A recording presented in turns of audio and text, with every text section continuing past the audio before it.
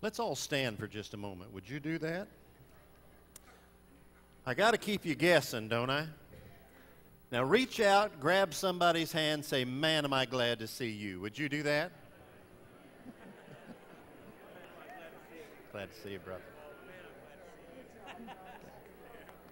Good to see you, brother. Right, good to see you. Kurt? Good to see you. Good to see you. Good to see you, brother. Good to see you, brother. Don.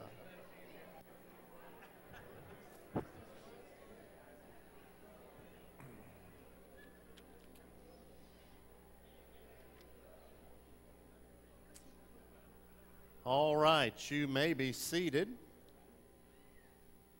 If you have your Bibles, we're going to be in the book of 1 Samuel chapter number 17 this morning, if you'd like to turn there. Before we get into the message this morning, I want to just kind of give you an update. Last Sunday morning, we had a special business meeting, and the business meeting was in regards to calling Brother John Hanson and his family to be a part of our staff and work on the staff here at the church, and the vote was resounding yes for him to come. And Vanessa texted a few people this week to let us know kind of where they were and how things were progressing. And they got them a realtor. They put the house on the market. There has already been some interest. As a matter of fact, the couple is going to the bank on Monday to talk and see if they can get a loan so that their house can be sold. So I want you to keep them in prayer. We're looking forward to them coming and being with us in just a few short weeks, and looking forward to what God is going to do with them as they're here, and how He'll use them to help impact this church for His honor and for His glory. But keep them in your prayers if you would, all right? Now, in 1 Samuel chapter number 17, and we're gonna be kind of skipping through the entire chapter. I promise we'll try not to be here past 3 o'clock this afternoon, but this is the only church I've ever been that I've ever preached at where they told me my messages are too short. So buckle up, okay? Here it comes. All joking aside, last week we looked at David, and we're going to try to focus and look at David for the next few weeks as the Lord leads and guides. But last week we saw that one of the things that stood out about David, and one of the basic foundations is that he had a heart after God. He wanted to do God's will, and he wanted to live for God. And because of his heart, Samuel was instructed to go to Jesse's house and to anoint David as the next king of Israel. Now, we're not really sure how old David was at that time. As I said, most people believe he was probably somewhere around 13 to 15. Josephus thought he was somewhere around the age of 10. Most people believe in chapter number 17 he is probably around the age of about 17 years of age. So there's been some time that has passed between chapter 16 and chapter number 17. But what we see is, what I believe is another great strength that David had. Not only was he a man after God's own heart, not only did he have a desire to live and to serve God and to allow God to lead and guide him in his life, but he also was a man who trusted God and believed in God and looked to God for deliverance and guidance, not only in this chapter, but throughout his life and as he was king, not only of Judah, but also of Israel. This is one of those passages of Scripture that we learn from a very young child, David and Goliath. But I want you to know the message here is not just for young people. The message here is a message that should impact us throughout our life, whether we're young, whether we're middle-aged, or whether we're older. We need to come to the point in our life where we understand that the battle is not ours, it's God's. And He is the one that will strengthen us. He is the one that will empower us. He's the one that will enable us and allow us to be a vessel through which He can work and through which He can use to bring honor and glory to Himself. Now, when you go to chapter number 16, in the last part of that chapter, David has he's been selected to come before Saul when the evil spirit, rested on him, and David would play that harp, and Saul's would be soothed, and things would get better for a little bit of time. But evidently, there was a time come when he went back home, and he's back with his father now, and he's tending the sheep.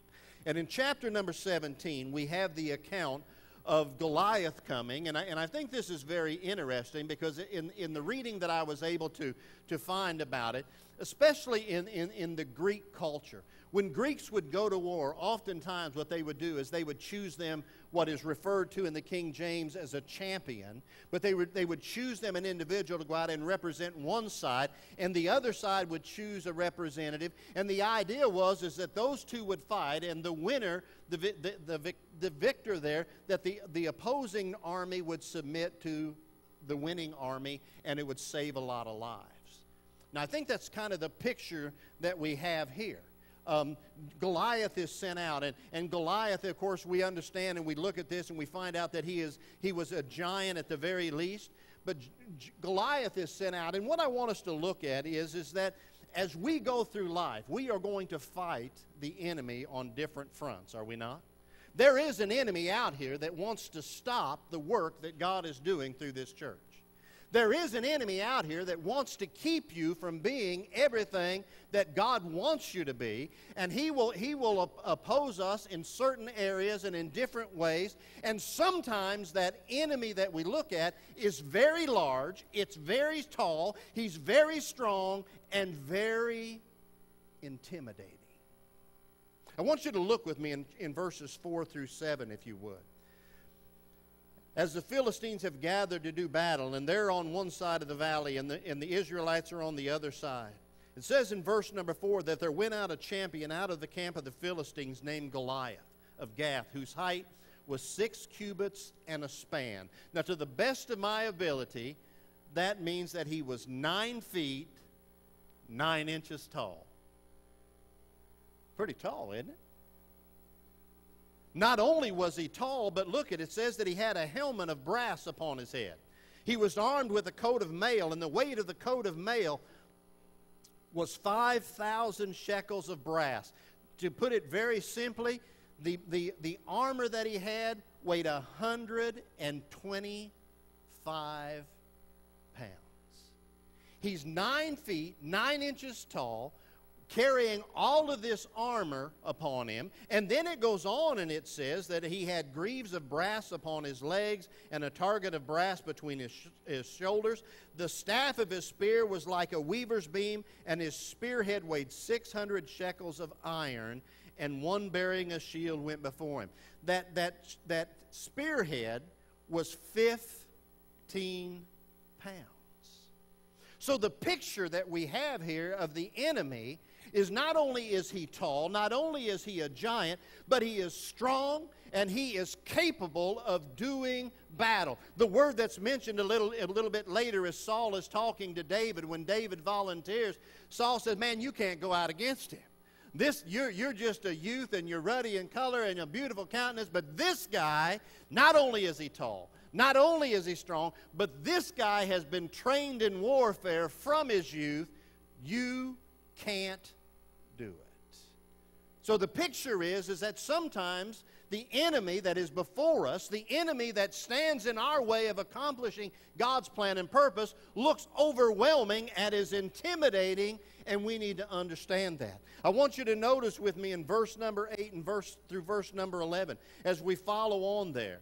It says that he stood and cried unto the armies of Israel and said unto them, why are you come out to set your battle in array? Am not I a Philistine, and ye servants of Saul? Choose you a man for you, and let him come down to me. And if he be able to fight with me and to kill me, then we will be your servants. But if I prevail against him and kill him, then shall ye be our servants and serve us. And the Philistines said, I defy the armies of Israel this day. Give me a man that we may fight together. And when Saul and all Israel heard those words of the Philistine, they were dismayed and greatly afraid. Anybody here, when you grew up in school, you ever had that guy that was referred to as a bully? And he liked to use intimidation to get things. Anyone experience that? I was going to ask if anybody here was a bully, but I won't do that, because you'd all point at me probably. But you know, sometimes people will use intimidation to break our spirit, to cause us to question our abilities and these things. And folks, we've got an enemy out here that is defying the Word of God, defying the work of God, is striving to discourage the people of God. And basically what he's saying is, you can't beat me, so don't even try. I want us to make this comment. It's one thing to sense and see a need. It is something completely, totally different to step up and to be the answer of that need. Here was a king who was selected as king of Israel, Saul, because he was head and shoulders above all the others. If there was anyone of the nation of Israel that should have gone out and stood in the gap and should have stood against Goliath, Saul was the one that should have done it. But Saul and the rest of Israel, when this man came out, and the Bible tells us that he did it every morning, every evening, for 40 days. And he defied the armies of the living God. When Saul and the others saw that, what crossed their mind? Look at his height.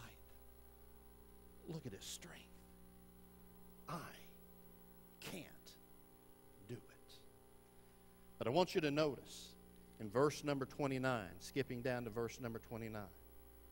David has come, his father has sent him to his brothers with food and with rations, if you would, and he's been given some cheese for the captain over the thousands there, and he's come to kind of check on his brothers and find out how his brothers are doing. And it just so happened that morning that David pulled up in that chariot, and as he came up to deliver the goods that his father had sent, here came Goliath, and he said the very same thing that he had said all of those other 39 days. And when David heard the words that he said, he looked at it from a different perspective. Where they looked out of fear and they looked out of concern and who can go against him, David saw an individual that was defying not only the armies of Israel, but defying the God that he served. And David said in verse number 29, "Is there not a cause? Is there not a reason for someone to stand up and to face this individual and to put him in his place and let everybody see that there is a God in Israel?" Here's the point I want us to look at. When we sense a need, whether it's a church need, whether it's a need in the life of an individual, whatever it might be, when we sense or see a need, we are going to look at it one of two ways. We're going to say, well, somebody else may be able to help them. Or we're going to step up to the plate and say, here I am, God, use me, and let me be a blessing and a vessel through which you can work. When David is there and he heard this giant defying the armies of God and defying the God of Israel, and when he came and he started asking the questions, and you know, remember, Saul had even gone to the point that said, if you'll go out and kill this guy, man, I'll make you rich. I'll give you one of my daughters to marry, and your family won't have to pay taxes for the rest of their life. Okay? David heard all that, and he began to question those things. And his oldest brother, Eliab, and I think this is something we need to remember. Sometimes discouragement comes from those that are closest to us. We can find ourselves in a situation praying about doing something that we feel that God is leading us to do. And someone that we know and someone that we love oftentimes will come to us, and they'll plant that seed of discouragement in our mind, and we'll think about that, and the next thing you know, we begin to question whether or not God is really calling us. What I want you to understand is when David came and heard that word, Eliab stood up and said, "What?" And I'm paraphrasing now, "What are you doing? All you came to do was to watch the battle. I know," and I think he goes on to say there, "I know the naughtiness of thy heart." And his brother said that to him, and David looked him square in the eye and said, "Is there not a cause?" This giant was out there not only in opposition to the nation of Israel. This giant was out there and was declaring, as he defied the armies of Israel, he was defying the God of Israel as well. And David said, it's time for somebody to step up, somebody to do something, and put this guy in his place so that God gets the honor and glory. And I think there comes a time in our life when we have to look at things from that perspective. We may question our ability. We may question whether we've got what is necessary to do what God's calling us to do. But here's what I know. The battle is not ours. The battle is God's. David's statement, is there not a cause? Is there not a reason to go out and to shut the mouth of this uncircumcised Philistine? Is there not a reason to go out and to stand against the forces of evil and proclaim the glory of God and share His mercy and His love with the lost and dying world so their sins can be forgiven and heaven can be the home? Is there not a cause? You follow on there. When David said in verse number 29, is there not a cause? It says he turned him toward another and spake after the same manner. And the people answered him again after the former manner. And when the words were heard which David spake, they rehearsed them before Saul, and he sent for him. Verse 32, David said to Saul, let no man's heart fail because of him. Thy servant will go and fight with the Philistine. See, David not only saw the need, he not only sensed the need, he stepped up to the plate and said, God, if you'll use me, I'll fight for you, for your honor and for your glory. You look in that next verse there in verse 33. Saul said to David, thou art not able to go against the Philistine to fight with him, for thou art but a youth, and he a man of war from his youth. There was that discouragement again. There was that negativity that was given to him again. But David goes on and he says in verse number 34, and I want you to notice this. David said unto Saul, thy servant kept his father's sheep. And there came a lion and a bear and took a lamb out of the flock. He went out after him and he smote him and delivered him out of the mouth. And when he arose against me, I caught him by the beard and I smote him and slew him. Thy servant slew both the lion and the bear, and this uncircumcised Philistine shall be as one of them, seeing that he hath defiled the armies of the living God. David said, moreover, the Lord that delivered me out of the paw of the lion and the paw of the bear, he will deliver me out of the hand of this Philistine. And Saul said unto David, go, and the Lord be with thee. Here's the point that I want us to understand. Every time as we've gone through life, after we put our faith and trust in the Lord Jesus Christ, and circumstances have come into our life, and we've stood there and we've turned it over to the Lord, and we've asked the Lord to intervene, and we've seen God's hand of blessing, and He's brought us through valley after valley after valley, that ought to give us the faith and the encouragement to believe that God will continue to work and God will continue to move. Here's a Philistine out there that is defying the armies of Israel. What did David know? David knew when that lion came, when that lion tried to take a lamb from that flock, and David stood up against him, and David was able to kill that lion. He knew it wasn't he himself that was able to do it. He knew it was God's blessings and God's power upon him that allowed him to be able to do that. Not only did he kill that lion, but when the bear came, the same thing happened. And what David is saying here, I have seen God provide.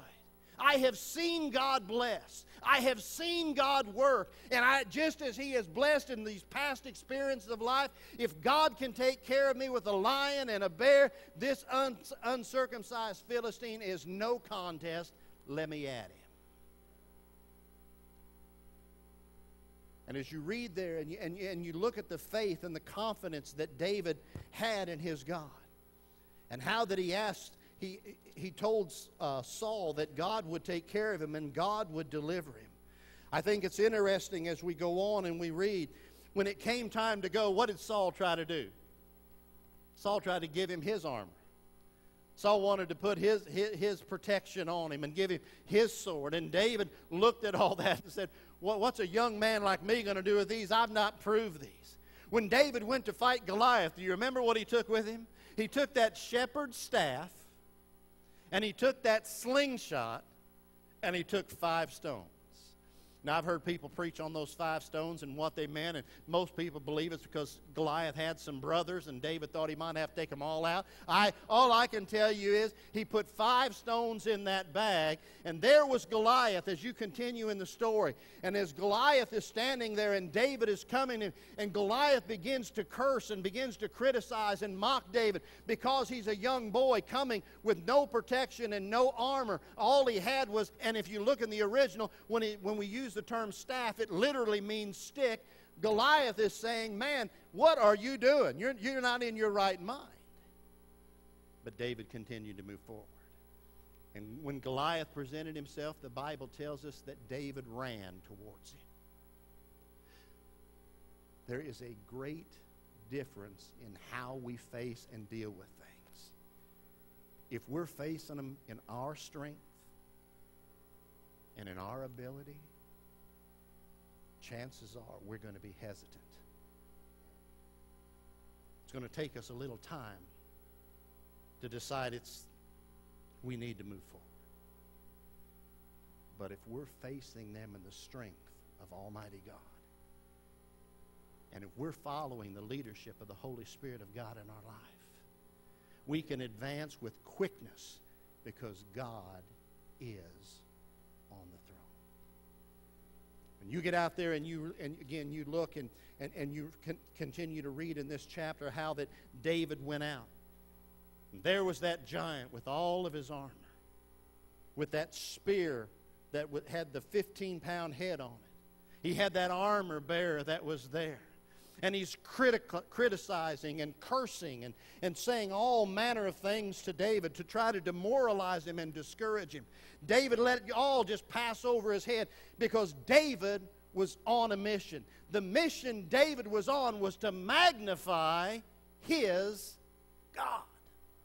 And when my mission in life is to magnify God, then I have reached the place where God can use and work in my life. When your mission is to magnify God, you've come to the place where now you are able to be used for His honor and His glory. And when we come to that place, He will be magnified. David's mission was to go out there and to stand in opposition to this giant, to this enemy that was there, and to show them what the God of Israel could do. You know the story. David got up there, and after Goliath began to say those words and to criticize him and try to demoralize him, David simply put his hand in that bag. He took out one of those stones and he placed it in that sling, and he let he wound that baby up. I'm thinking that thing probably come out of there about 180 miles an hour, don't you imagine?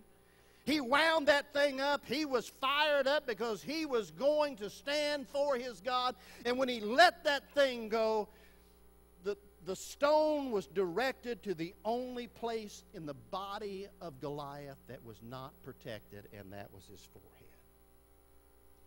When that stone hit him in the head, the Bible says that Goliath fell on his face. And don't you know, when that giant fell, with one shot from that slingshot, that giant fell. Don't you know that not only impacted the Philistines that were gathered around? When their champion was down, they began to panic. When that champion was down, Israel looked and said, "Our God is good. Israel to the fight." And they began to chase the Philistines to the point, even to the hometown of Goliath there of Gath, and the Philistines were slain all along the way. I can see David, and again, I think he was probably around the age of 17 at this time. I can see David when he hit that old boy and he went down. The Bible says that he went out and he stood upon him. And I'm thinking he's doing this. You know, now that may be mythology, but I think he was excited about it. You know, the excitement was not only that he won the victory, but the excitement was that everybody, enemy and Israel alike, understood that there is a God in Israel. And the battle was not the nation of Israel's. The battle was the Lord's. And I simply want to say this morning as we try to draw this to a conclusion. There is an enemy out here that is opposing the work and the purpose of Almighty God. And sometimes we look at that enemy and we say, oh my, how big, how strong, how overcoming he really is. But I want you to know, according to the words of David, if we can come to the place in our life where we realize, I'm not the power to fight him, God is the power, and our God is greater than any enemy that stands against us. You know what the key is? The key is me having the faith and the confidence to trust God. If my confidence in God is such that I believe He will do whatever He wants to do, whenever He wants to do it, and I have the faith to trust Him and to follow the leadership of the Holy Spirit of God, we can see some giants fall. And let me just say this. When one person steps up and says, here I am, Lord, use me, and we see that giant before them fall, it encourages the rest of us as Christians to understand we serve a marvelous God. We serve an awesome God. We serve a God who is absolutely, positively in control. We need to submit to Him. Folks, I've told you before, I believe Jesus Christ is coming soon. I really believe that. I believe that if He allows me to live a normal lifespan, there's a very good chance I'm going by way of upper-taker rather than undertaker. I believe that. Now, you can call me crazy. That's all right, because it's probably true. I mean, not in this matter, but I am crazy, I guess what I'm saying. I believe He's coming back. And I believe there's a world out here that has been blinded by the enemy. We know the God of this world hath blinded their minds lest they believe the gospel, the glorious gospel of Christ. And what we need is a few Davids to step up and say, yes, God, that enemy is big, but you're bigger than any enemy that stands before us.